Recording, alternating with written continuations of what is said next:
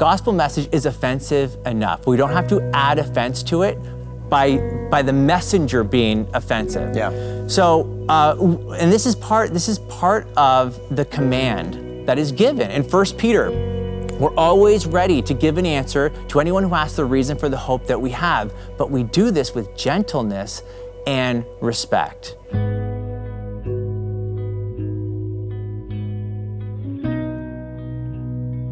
I love the name Red Pen Logic, except it invokes this sort of fear response of my teacher red penning my paper and making me feel like an idiot. Why did you call it Red Pen Logic? Okay, so we gotta go back to the history of how Red Pen was born. Okay, so a couple of years ago, the pandemic hit. And I couldn't travel across the border. One of the things I do for work is speak at churches in the U.S. and Canada. And because you're from Canada. That's right, I'm from Canada. So you might pick up the Canadian accent as we go here.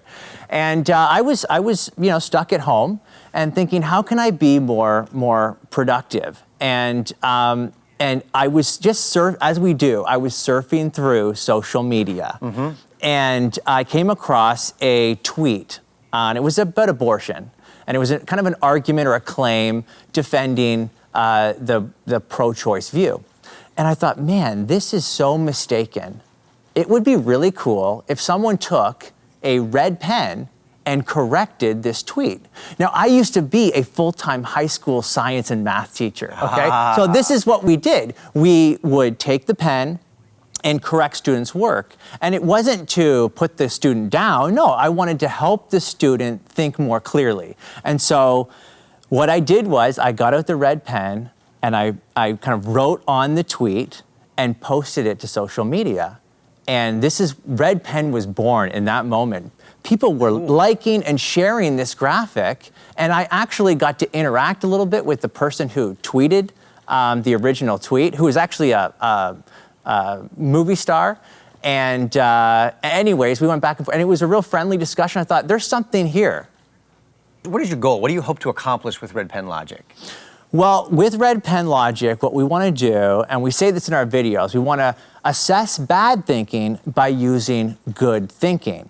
And we try to have some fun in the process. And my goal is just to get people to think a little bit more clearly about the things they're saying and be able to assess the ideas that are floating around the culture.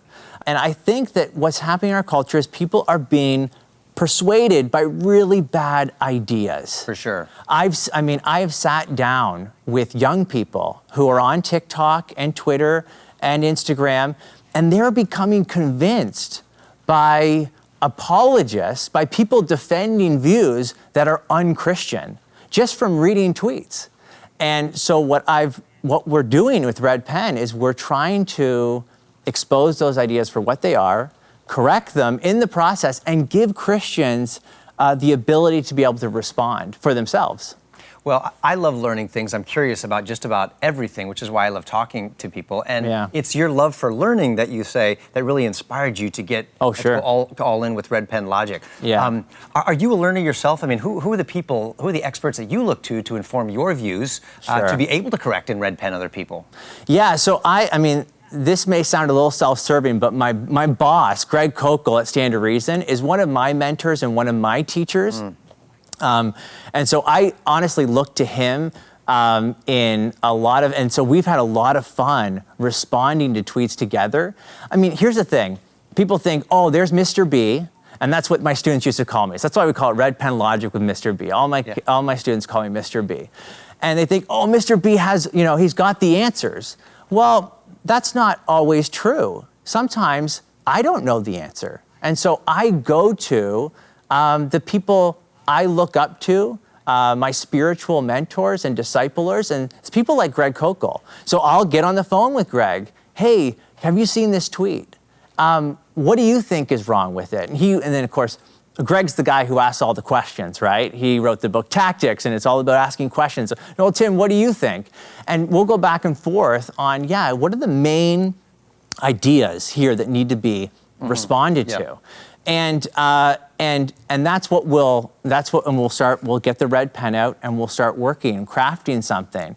Again, we want it to be as clear and as accessible as possible, so someone could read the red marks on this tweet and be able to see what's wrong with it, and then hopefully go the next step further. Because obviously we can't expose all the errors in just a simple graphic or in a 3-minute video. No, oftentimes there's more that needs to be said, and our hope is that people will go the next step and say, you know what, this has got me thinking. Here's another problem, and now this is what learning's about. Now you're thinking for yourself. I don't want to just tell you what to believe. I want you to think for yourself and come to those conclusions on your own. I'm sure there are plenty of critics of red pen logic. I mean, you're in there correcting somebody's tweet or their meme. Yeah. And I'm curious as to what your critics hate most about red pen logic. Well, we get a ton of criticism, okay? What do they hate the most about what you do? Well, oftentimes people misunderstand what we're trying to accomplish. They think that we're attacking a person, an individual. And I want to be clear here. We are assessing ideas, not individuals, okay? Of course, 2 Corinthians chapter 10, verses 4 and 5 says, "The weapons of our warfare are not of the flesh, but have divine power to destroy strongholds." What are the strongholds? It says, we destroy arguments and every idea, lofty idea raised up against the knowledge of God, and take every thought captive to obey Christ. So we're attacking arguments, not the arguer. Which is exactly opposite of what we often see. That's right. In the media. We have these, what do they call that? An ad hominem argument? That's right, ad hominem where they're attacks. actually going after the person Yeah.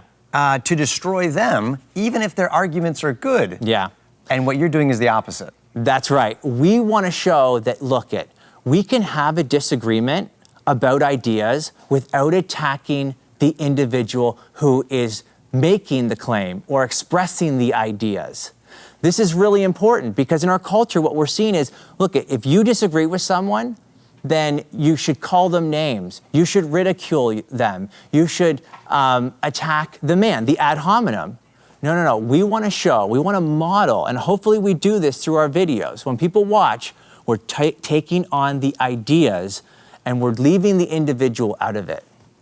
That's so good, because that is a person who's not yet come to Christ, perhaps, or someone who could be very effective for the kingdom, and you don't want to take them out at the knees. Yeah. You just want to correct wrong ideas with good ideas so that they can be more effective against bad ideas. That's right. The gospel message is offensive enough. We don't have to add offense to it by the messenger being offensive. Yeah. So, and this is part of the command that is given. In 1 Peter, we're always ready to give an answer to anyone who asks the reason for the hope that we have, but we do this with gentleness and respect. And that is our calling. That is our instructions, our marching orders. And we want to model what that looks like.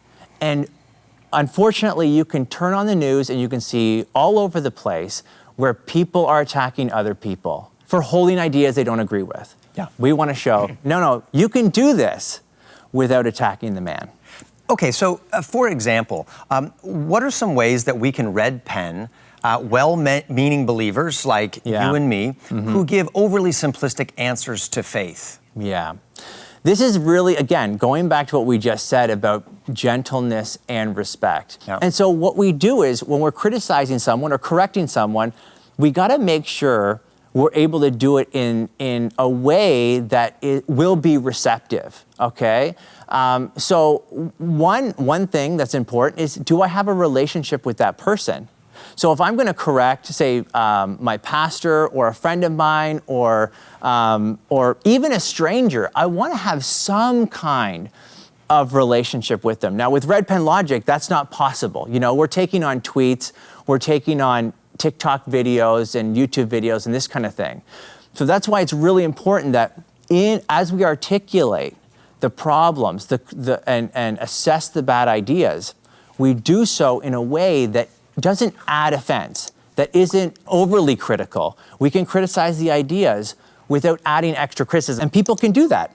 As they're talking with their family and friends and making corrections, hey, let's think about how we're going to approach the situation before we jump into it, because we may end up saying something or doing something that ends up breaking the relationship and in the end doesn't do any good. So can you give me an example? Like, what's something common that well-meaning Christians would say, hey, here's the answer to this question. What does it sound like? Like, role play with me. Like, what does it sound like to speak with gentleness and respect? Yeah, so one particular graphic we looked at was from a progressive Christian. I think they'd self-identify themselves as a progressive Christian. And they made the comment that that love is love. You know, we often hear this is on bumper stickers, and sounds great. It does sound really good, right? Of course, love is love, and that's a tautology. Of course, love is love, but it's not giving us any content.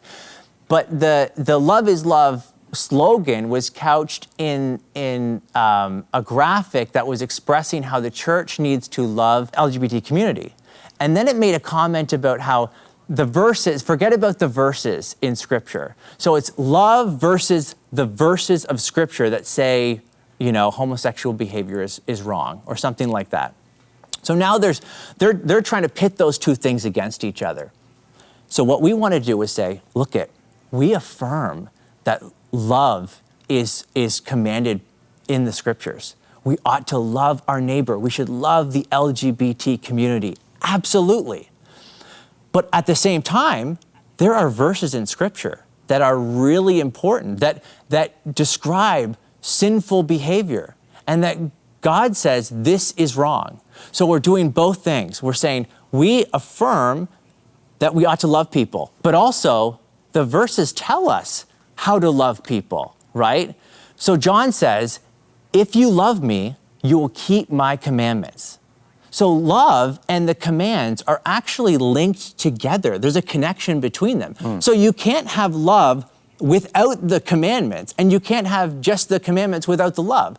And so what we want to do is we want to correct this bad idea that pits love against what Scripture says. No, actually those two things fit beautifully together, and we want to show that through the graphic.